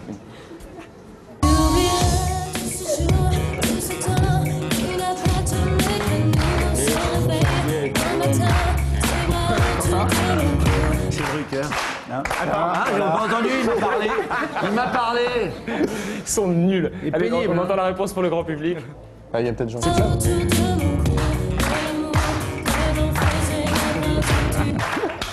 lamentable. Je sais qu'on applaudit, mais pour vous dire pourquoi, je sais pas. Vous êtes sais pas déclaré vainqueur de ce duel qui vous opposait à Vincent Delerme. Ouais, voilà, je sais pas trop qui a gagné, mais Vincent a perdu en tout cas, ça c'est ça. Alors si vous tournez la tête, qui apercevez-vous? Il s'appelle Iya Traoré. Bonjour Iya. Il est guinéen. Il joue au PSG, pas forcément dans l'équipe première, mais il appartient au club. Et surtout s'il est là, c'est qu'il joue au foot freestyle. Jouer aussi bien avec un ballon. Il y a un autre mec qui le fait mieux ou pareil, c'est Ronaldinho. Sinon, ils sont tous en dessous de lui. Vous croyez que je blague? On regarde. C'est cadeau pour François et Vincent.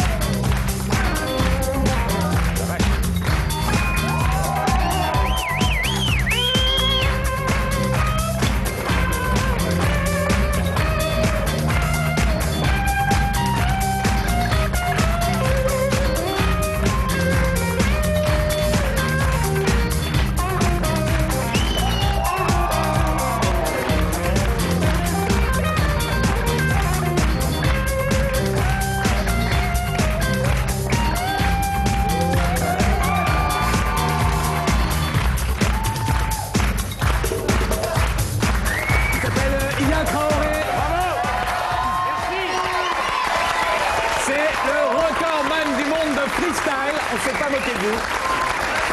C'est vrai qu'il y a Coronadino qui est aussi technique que lui. Les vrais joueurs ne savent pas jongler comme ça pour les clips. perso, quoi. Bah, vous savez qu'en équipe de France, on a notre attaquant, là, Thierry Henry, qui est blessé. Mais Domenech a dit quoi? A dit non, c'est du cirque. Amateur de foot, François, ou pas? Oui. C'est un sujet de discorde entre les deux, peut-être. J'adore, ouais. Le foot, c'est sur le terrain, là. J'adore. Est-ce que ça peut vous venir à l'esprit, François, que Vincent soit un super-héros? Ça vous paraît possible? Évidemment. Oui, alors, démonstration. La sémiologie, juste, c'est l'étude des signes et des symboles, c'est ce que je fais, ce que j'enseigne dans la vie. Voilà. Alors, mon exposé d'aujourd'hui me tient tout particulièrement à cœur, car il est le fruit de mois et de mois d'enquête. Je suis un peu fatigué. Voilà. Chaque année, au cinéma, nous voyons débarquer un super-héros américain, tous les étés, cette litanie, chaque année un nouveau super-héros. Et en France, bien, le public se lasse des héros des autres. La France veut ses super-héros. J'ai cherché, mes enfants, je crois que j'en ai trouvé un. Ah. Alors, il ne le sait pas encore, il faut que je lui explique.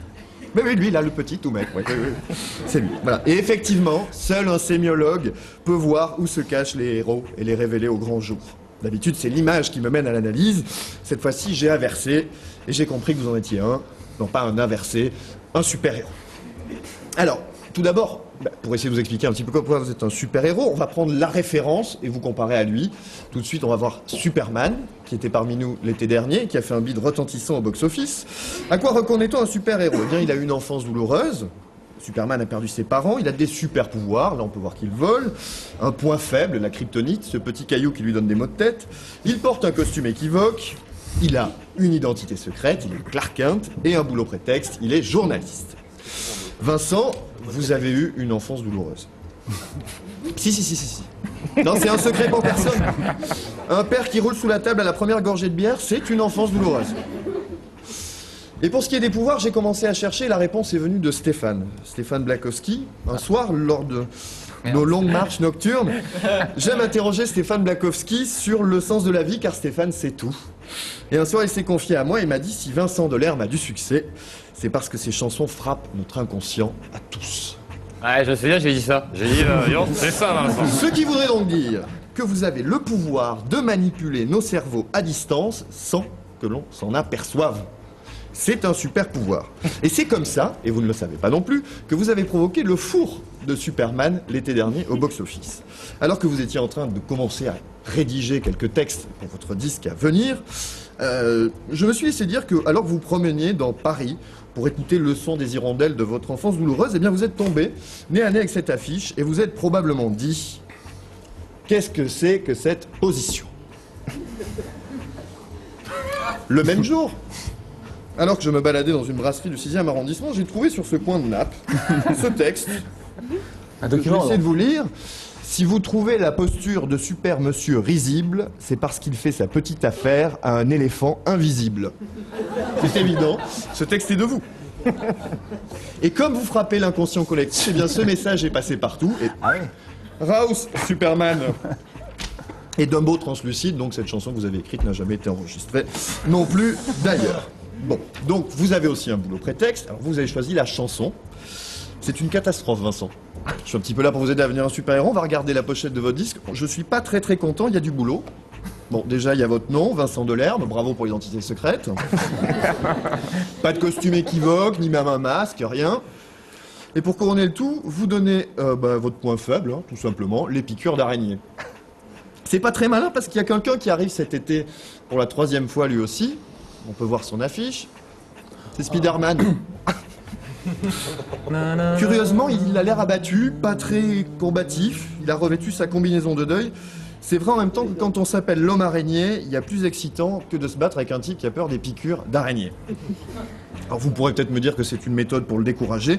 Moi, j'en suis pas sûr. C'est sûr, vous êtes un super-héros. Mais bon, maintenant, il va falloir arrêter de pousser la chansonnette et s'y mettre un peu. Et puis, il va falloir trouver un nom. On va commencer par le hérisson. Merci. Le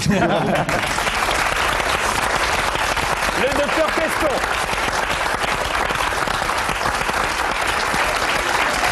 Régis qui nous a fait le boulot va nous quitter. Et à sa place, on va accueillir d'un même applaudissement, Monsieur Manu Payet.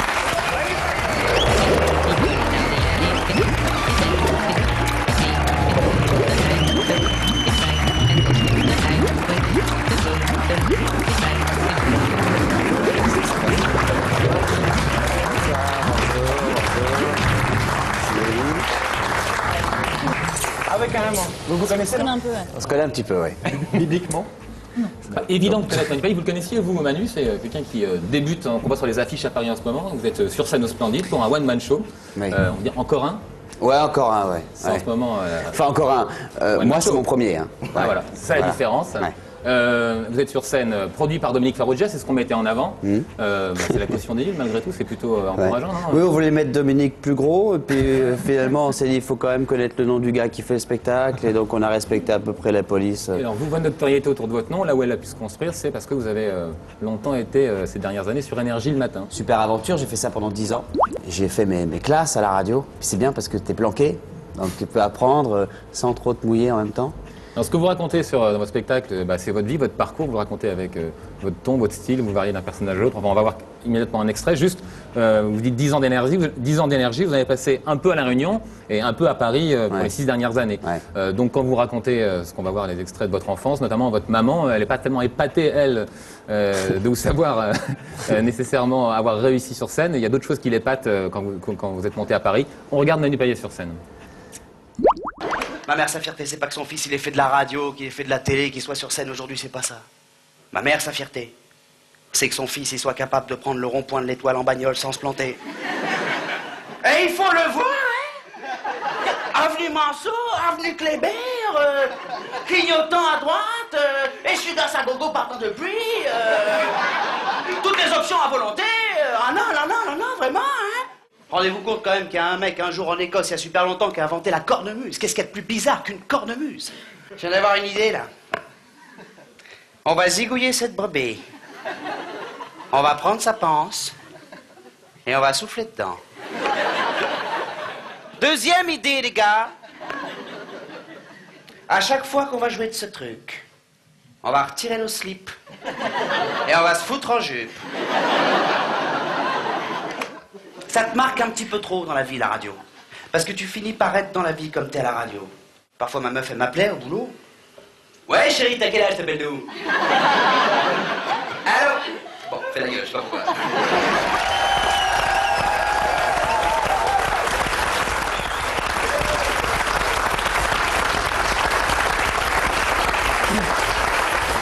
On vous sent un peu intimidé là en venant nous voir. Oui, forcément. Ouais. C'est mes premières télé en fait en tant qu'invité. Bon, j'ai fait un peu de télé en tant qu'animateur. Vous avez fait le soiring sur TPS notamment, Star, ouais.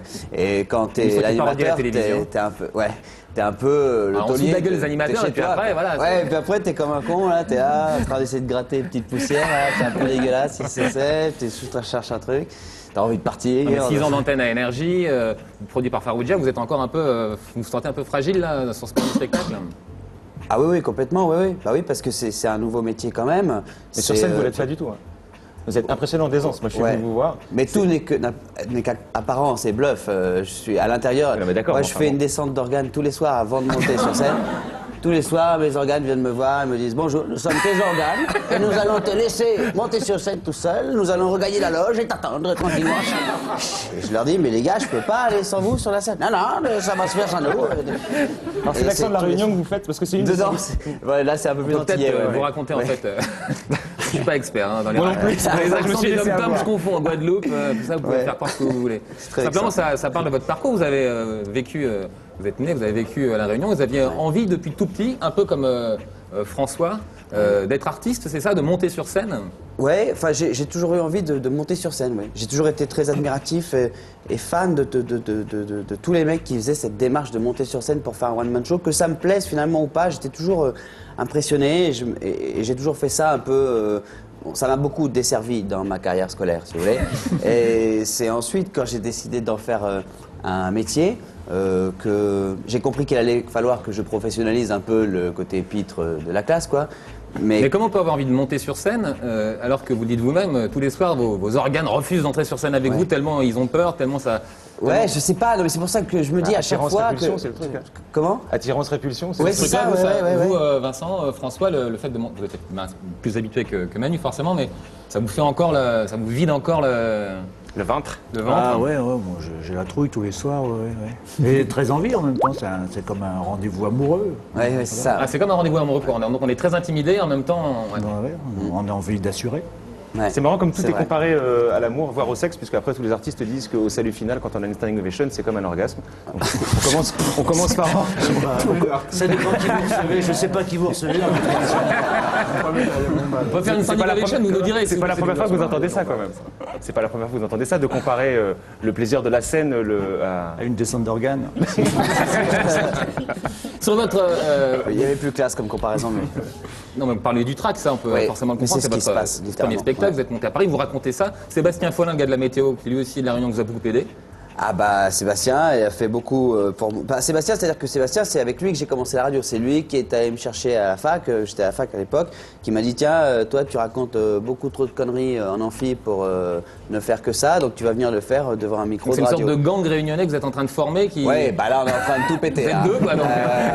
Et puis on a nos têtes, et puis on a une blacklist. Et je peux vous dire que comme Paul Naref, on va faire du ménage. Hein. Ah, il y en a En plus, qui- vous avancez masqué parce que vous n'êtes pas vraiment noir. Non, mais c'est ça. C'est parce qu'on est des métis. Et il y a une espèce de mélange. Ça fait 4 siècles qu'on se mélange à La Réunion et c'est en train de faire son effet. Quoi. En ce moment, ça va vous péter à la gueule. Il y a juste 12 000 km à faire pour venir me péter la gueule. Il y a C'est ça juste aussi, c'est vrai. Simplement sur votre style sur scène, en ce moment, on reçoit pas mal d'humoristes. C'est justement. moche quand même ce qui s'est passé entre Obispo et Paul Naref. Ça n'a rien à voir, mais c'est moche. Là, à un moment, on pourrait C'est croire que ça moche, nous intéresse pas ce qu'on raconte. Je sais pas pourquoi. Non, mais j'y pense, c'est moche. C'est vrai, non, c'est moche. Il a fait quand même beaucoup pour lui, puis l'autre, il s'en fout. Ouais. Il est pas... Alors, on peut peut-être un petit peu expliquer, c'est-à-dire que Paul Naref avait... Non, n'expliquez rien.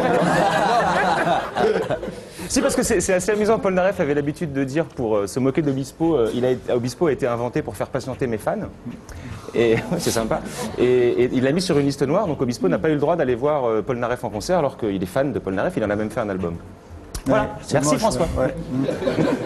Vous l'avez pris comme une marque d'hostilité, le fait qu'on soit interrompu comme ça ou pas Non, pas du tout. Comme un vieil Pas du artiste tout. menacé qui cherche un peu à bouffer le truc, Non, ou, parce que- Moi, je l'ai pris comme ça. Je me suis dit, tiens, je sens qu'il vieillit mal le Morel. Non, j'ai croisé. Il supporte pas le talent, je crois que c'est ça. Hein. Ouais. Non, pas du tout. J'ai pas du tout ça pris ça mal. Oui, un petit peu. Non, simplement sur notre style, beaucoup de jeunes humoristes. Attendez, il a commencé à dire une phrase, vous l'avez interrompu. Non, je vous ai croisé. Si vous voulez qu'on se raconte vraiment tout aujourd'hui, parce que j'ai l'impression Ouais, que je c'est crois une qu'il faut émission mettre tout sur la américaine, table. hein, comme ça, Est-ce qu'un on jour vous avez été partira. chez Moustaki et vous avez tambouriné la porte pour Oui, l'aider à sortir ou j'ai pas appris l'histoire, oui. Mais je vous ai croisé dans la avait personne cathédrale d'autre, de Barcelone en janvier, là, et il y a un ascenseur qui permet dans la cathédrale de monter pour accéder au toit de cette cathédrale. Et Morel était coincé dedans. Voir, non, quand je l'ai reconnu, alors lui évidemment m'a pas reconnu, mais moi je l'ai reconnu et du coup je l'ai laissé passer avant moi dans l'ascenseur. C'est vrai. C'est très long. Voilà. Et t'as pas dit merci. Et vous pouvez pas dire que c'est pas vrai parce que vous y étiez dans. Voilà.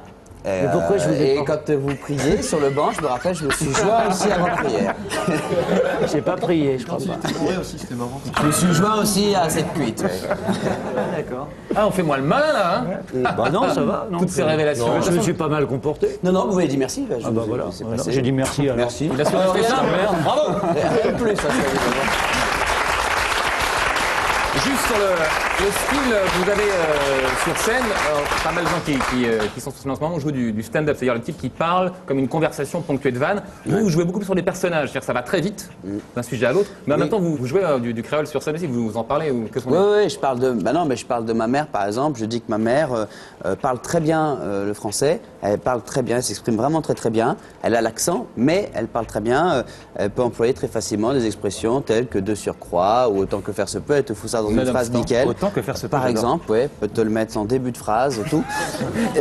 Mais il y a un truc, c'est que ma mère, elle est incapable de s'énerver autrement qu'en créole. C'est-à-dire que quand elle s'énerve, ma mère, elle fout un coup de pied au cul à toute la langue et la culture française. Et ça donne une phrase à peu près qui commence en français. Emmanuel, combien de fois t'ai-je déjà dit de ne pas jouer avec ce vase, il est fragile, sinon mi cacao, mi passe un baisement d'autre gueule d'un instant. Voilà. C'est toujours crescendo. Et généralement, là, au point d'exclamation, tu t'en prends une, quoi. Il y a la manière dont on est menacé par la maman dans les... Oui, parce que elles font tout ça, mais c'est que là-bas. Et c'est en arrivant ici que j'ai compris qu'on faisait pas ça. Tu vois. Elle te regarde comme ça pendant que t'es en train de faire ta connerie, puis pour te menacer, pour te faire comprendre que la prochaine c'est une baffe, elle te fait... Je sais pas pourquoi. Je sais pas pourquoi. Moi, t'es prévenu au moins. Mais oui, voilà. Et les très très grosses conneries, c'est ça double quoi. Et elle fait. Elle est tout en cervical. Oui, il y a d'autres raisons d'aller à la Réunion, de rencontrer des gens qui vont nous accueillir. En tout cas, sincèrement, Manu de Paya a beaucoup de talent. Enfin, on peut le dire sans conteste. Moi, je suis d'accord. Ah, merci. Impeccable. Farouja vous défend, vous soutient. Il dit ça aussi. Ça prend du temps d'installer. Non, mais en même temps, il a mis des billes là-dedans. J'imagine que lancer là, c'est il un perd moment. du blé. Je ne cache pas que pour l'instant. Pourquoi il perd du blé? Parce que c'est dur parce qu'au d'installer. début, non mais je savais pas, mais au départ, quand tu produis un spectacle et que tu produis pas le spectacle d'un mec qui est installé, d'un taulier, quoi, qui est là Jean-François Morel, par exemple. C'est vrai, avec Drucker et tout ça, c'est un peu la mafia. Et tu sais qu'il a déjà son public et qu'il y aura des gens tout de suite au rendez-vous. Quand tu installes un mec, bah tu perds du blé au départ parce qu'il est pas il joue pas sur le trottoir d'abord pour se finir au théâtre. Il commence au théâtre et puis bah t'attends que les gens viennent, quoi. Et quand t'attends, généralement tu lâches et tu perds un peu, quoi. Mais c'est le jeu, il le sait, il a produit d'autres mecs. Les Robins des Bois, par exemple. Notamment. Franck Dubosc aussi à ses débuts. Donc là, vous êtes sur scène encore combien de temps au Splendide? Pour l'instant, comme ça se passe bien, c'est on the freeway. Go to Frisco. Pour l'instant, il n'y a pas de péage. Mais bon, on peut prendre la bretelle de sortie très vite si vous venez pas. Non, il faut vraiment aller voir. Si on vous avez envie de rien un soir, allez voir ce spectacle. Je pense qu'on n'est vraiment pas déçus. C'est un premier spectacle, mais le mec a effectivement tellement de charge, de gentillesse et de talent que franchement, on est vraiment ravis. Ça vaut le coup d'aller voir ce spectacle. Ça sera au Splendide. On va parler dans quelques instants de théâtre avec Jean-François Kervéan, qui est quand même hyper sage depuis le début de l'émission. Il est là, il écoute. T'es intéressé finalement. Mais tu domines si bien l'outil que je te le laisse entièrement. Je me méfie de ce petit compliment. C'est suspect.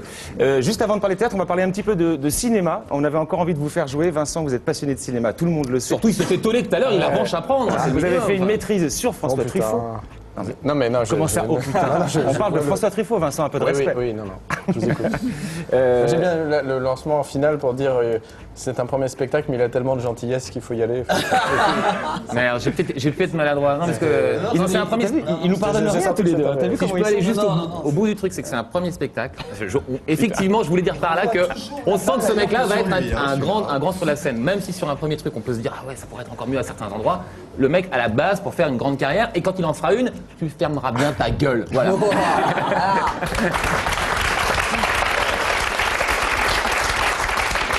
Avant de parler théâtre, on va donc passer par le cinéma. Juste un petit jeu pour vous faire jouer. Je le disais, Vincent, vous aimez beaucoup le cinéma, en particulier François Truffaut. François Truffaut qui vous...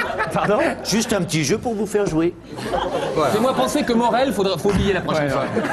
Delerme, il est sympa, c'est Morel qui est chiant. François Truffaut qui vous a un peu donné une sorte d'idéal féminin par la personne de Françoise d'Orléac. J'ai cru lire ça quelque part. Ah, c'est de Broca.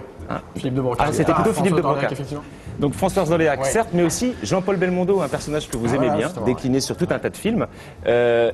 L'idée, c'était de vous montrer des affiches de films sans le titre et que vous puissiez reconnaître, grâce à l'affiche, le titre du film. Avec que des Belmondo. Alors, franchement. le premier, je donne même pas d'indice parce que si je donne un indice, c'est trop facile. Donc on voit la première affiche. Ouais, ben voilà. Ah oui. Pierrot le juste Fou. le titre qui est effacé en fait. Bah oui. C'est super dur. Effectivement, Pierrot le Fou. Là, c'est le Belmondo un peu One un point télo. pour Vincent Delerme. De Jean-Luc Godard. Vous l'avez vu et revu. Non, Pierrot le Fou. Moi, j'étais plus dans les trucs, justement, c'est de Broquerie, Magnifique, L'Homme de Rio, tout ça. Ouais. Tribulation. Donc, ça, Pierrot le Fou, c'est 1965. Ensuite, le deuxième. Est-ce que vous m'aimez? Un petit peu plus tard, 1975. L'incorrigible, il l'a dit. L'incorrigible, il a dit. Non, mais en fait, vous donnez les réponses avant les affiches.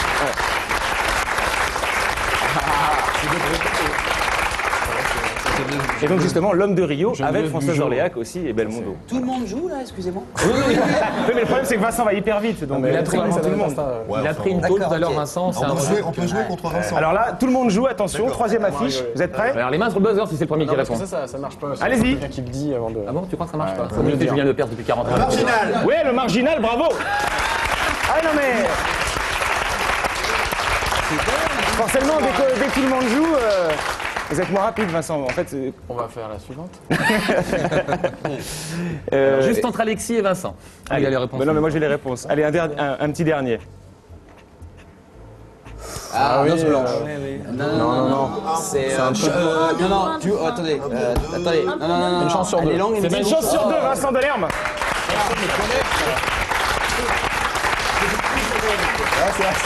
Je crois que vous tenez votre revanche, Vincent. Vous tenez votre revanche, Vincent. Ça y est, vous avez gagné. Pourquoi ça vous faisait marrer tous ces Belmondo là? C'était quoi? C'est le côté film d'action, Non, c'était personnage. vraiment lié au film. C'est vrai que Philippe de Broca, c'est un réalisateur, je trouve, un peu sous-estimé aussi. Moi, je tombais tout le temps amoureux des filles qui jouaient dans les films. L'incorrigible, c'est Geneviève Bujold, elle est magnifique. Puis souvent, elles sont tout le temps en train de courir partout. Et t'as pas du tout l'impression qu'elles se recoiffent et elles sont magnifiques en même temps. Jacqueline Bisset dans le Magnifique. Et c'est une sorte d'idéal féminin de se dire, bah, les Donc filles, être Belmondo c'est pour courir derrière toutes les jolies filles. Bah, c'est Belmondo parce que c'était l'acteur fétiche de Broca, mais je crois que c'est venu beaucoup de Broca. Mais ceci dit, Belmondo, c'est un acteur qui est marrant parce qu'il a deux parties de carrière, quoi. Il a un truc assez intello au début, Léon Morin prêtre, enfin, puis les premiers Godard. Et puis, à partir du Magnifique, c'était pour ses 40 ans. Il a fait, et le Magnifique, c'est un film où il fait à la fois Toc Toc Badaboum et puis l'écrivain encore. Et puis après, Scénario c'est de Weber d'ailleurs, super scénario sur ce film. Il a eu des chiens. Et après, il y a eu le coup des chiens. Ça, c'est la troisième partie de carrière. C'est les chiens. Non, mais c'est rare des mecs qui font ça. Des chiens, non. Des fois, ils font plutôt l'inverse, c'est un truc plutôt un télo pour finir. C'est vrai. C'est le moment de la roulette à questions. Comme ça, quand il y a un petit silence, on balance une roulette à questions. C'est pour vous, Vincent, par exemple. Vous vous trouvez comment, le droit de la glace? Oh putain. C'est comme l'imitation avec François-Marie, il va jamais nous répondre. Non, j'ai pas de. Alors, deuxième roulette à question. Pour François. Finalement, votre physique ingrat vous a-t-il motivé pour réussir votre vie professionnelle? Ah ouais, peut-être, ouais. Non, c'est vrai. Oui, enfin, c'est-à-dire, c'est parce que j'avais un physique ingrat et j'ai fait ce métier-là. Sinon, j'aurais fait chanteur de charme. Mais ce que vous êtes sur scène? Ouais, bah oui, j'ai mis du temps. La roulette pour Manu. Ah bon? Eh ouais. C'est pas bientôt fini les conneries? C'est pas bientôt fini les conneries? Ah, c'est marrant ça. Ouais. C'est une question donc. Est-ce que les conneries c'est bientôt fini? Ah bah non. Bah faut pas, non, sinon plus de travail. Jean-François, on est en train de toucher le fond, il faut remettre un petit peu d'esprit dans tout On cela. va finir un télo alors, c'est ça? Pas du tout. C'est ce que On va finir brillant avec vous, Jean-François. Non, mais pas sûr, parce qu'il m'est arrivé un malheur. Ah, qu'est-ce qui se passe? La rédaction, on avait décidé, Vincent Delerme, on a cherché une chronique. Ouais. Et la réponse de Jean Weinstein, qui est notre très grand... C'est vrai qu'on respecte rédacteur en chef. énormément. La chronique, c'est que se passe-t-il en Picardie? Je ne sais pas pourquoi, quel lien ils ont fait entre Vincent et Vous avez de la famille en Picardie, Vincent, ou pas? Des amis très forts. J'en étais sûr. Voilà. Ça peut être ça, peut-être le lien. Donc, l'idée, c'est qu'il se passe quelque chose en Picardie. On y est allé hier soir. Ah bon? Voilà, vers Amiens. Mais qu'est-ce qui se passe en Picardie? Alors, il faut d'abord savoir ce que c'est que la Picardie. Est-ce que... Qu'est-ce qu'il y a pour la Picardie? Non, c'est bien. Vous allez voir, c'est des troupes volantes qui sont posées. Je sais pas. Est-ce que quelqu'un connaît Amiens? Amiens est peut-être la dernière ville. Je lève la main. La Venise du Nord. Mais magnifique. La brique, la nuit précoce, etc. Moi, j'aurais dû être à Sinon, la il y a dernière de Pithiviers, Paul la Naref. Venise. J'aurais dû être à la dernière de Paul Naref, pas loin de Bernadette Chirac, mais non, ce n'est pas cette chronique-là que vous avez voulu à cause de Vincent Delerme. On a fait la Picardie. Alors l'arrivée à Amiens, bon, ville sans panneaux publicitaires, sans zone industrielle, magnifique. On a quelques images, parce qu'il y a eu aussi quelques images que j'ai essayé de faire moi-même. On roule vers un théâtre où il va y avoir une pièce de théâtre. Et c'est pour vous expliquer qu'on peut faire une création contemporaine mondiale à Amiens. Et je suis presque obligé de reconnaître, parce que j'en reviens, qu'on vit 10 fois mieux, 3 fois mieux, mettons, en province qu'à Paris. Et moi, je ne le savais pas jusqu'à présent. C'est la première fois que c'est sorti. Pourquoi vous applaudissez? Applaudissements polis plus que nourris. Mais non, mais pourquoi vous applaudissez? Parce que ça fait C'est une sorte de coming out pour vous, Jean-François. C'est oui, j'étais en province, parce ça y que est. Paris, c'est cher, tout le monde s'emmerde, c'est très pollué. Et moi, à Amiens, où franchement, il y a encore 3 semaines, il aurait fallu vraiment m'incarcérer pour que j'y aille, j'ai trouvé la soirée géniale. Alors, ça ne se voit pas tellement sur les images, mais je vais essayer de broder. Et ensuite, je vais essayer de vous expliquer le spectacle. Même pas, on n'a même pas vu. Le Alors, il y a spectacle. l'autoroute, je vous dis pas, enfin, c'est idiot, mais finalement, ça fait partie de la vie culturelle aussi. Il y a 1h30 de route entre Paris et Amiens. C'est le seul autoroute que j'ai vu en France qui n'est pas éclairé du tout. On arrive en Picardie, ils parlent le picard. Bizarrement. Et quand ils vous proposent un sandwich, ils disent un bâtard au jambon. Bâtard, ça veut dire le pain. Ça alors? Non mais Jean-François, je vous envie. Hein. Ah ouais, non mais moi je savais pas ça. Avoir Le brun. conservé une telle fraîcheur, une telle naïveté sur la vie, je vous Non, envie. j'ai trouvé ça magnifique. On Vous vit avez pas apprécié cette sublimement pièce. bien. Donc pourquoi ça vous a plu cette pièce alors? À Amiens de surcroît. Parce que c'est une création mondiale d'une pièce contemporaine et c'est très très rare. Ça s'appelle Gamine, c'est l'histoire de 3 petites filles enfermées avec leur mère dans un appartement. Allez le voir, ça va passer à Paris et ensuite ça ira à Lyon. Ça a été écrit par Sylvie Testu, qui est une actrice, metteur en scène. C'est sorti en poche chez Mille et Une Nuits. Ça, avec Horatica et Elodie Bouchez. Absolument, qui font du théâtre pour la première fois. C'était uniquement des actrices de cinéma. Donc tout ça à Amiens, capitale de la Picardie, je tiens à le préciser. Et les 3 gamines, comme on fait quand on est gosse, vous savez, les univers de petits enfants, c'est-à-dire qu'elles font des jeux à la fois macabres, c'est un peu surréaliste, et il y a des photos qui sont en train d'illustrer mon propos derrière toi, avec des damiers, des carrés, et ces 3 petites filles, pendant 1h30, racontent leur univers autour du monde des adultes, et voilà. Jean-François Kervéan.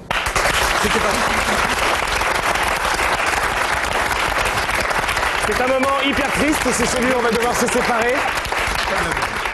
Vous êtes triste ou pas, François? Pas tant que ça, en fait. Bah non, je vais aller jouer, moi. Je sais pas si vous êtes un type sympa, en fait. Non, moyen. Ouais. Alors, par contre, moi, je suis un type sympa et j'avais envie de vous faire un cadeau. Vous adorez Brassens. Voilà un livre qui sort sur Brassens. Tout ce qu'il faut savoir sur Brassens, les chansons, les poèmes, les romans, les préfaces, les écrits libertaires et les correspondances. Il va falloir le demander gentiment, quand même. Ah ouais, ça me fait plaisir. Merci.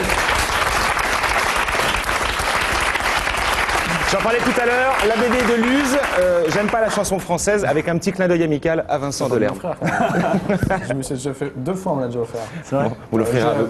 Bon, les distributions, ça continue. Les disques de François Morel. Ah, non, mais il faut bien les présenter quand même. Bah, attends, d'abord, il y en a un deuxième. Le Luz, moi. Le Luz où on se moque de Vincent Delerme, ça m'étonne pas de vous. Mauvais esprit. Quand même, je crois. Hop. Allez, le disque et le DVD de François Morel, collection particulière, au Théâtre du Rond-Point. Les dates du 13 mars au 14 avril, collection particulière, François Morel et son pianiste Reinhard Wagner. Et spécialement, bien sûr, pour Sidonie, le disque qu'il lui fallait nécessairement. Merci Vincent, c'est le disque de Vincent Delerme. Le DVD, c'est pour toi? Merci à tous d'être venus, merci Manu Payet, au Splendide, Maurice Savure. Ouais, Manu. Hein? Non. Hop. Allez, merci à tous d'être venus, merci les agités. Et Vincent, Et à la merci semaine d'avoir passé le temps. prochaine. Au revoir. Ouais.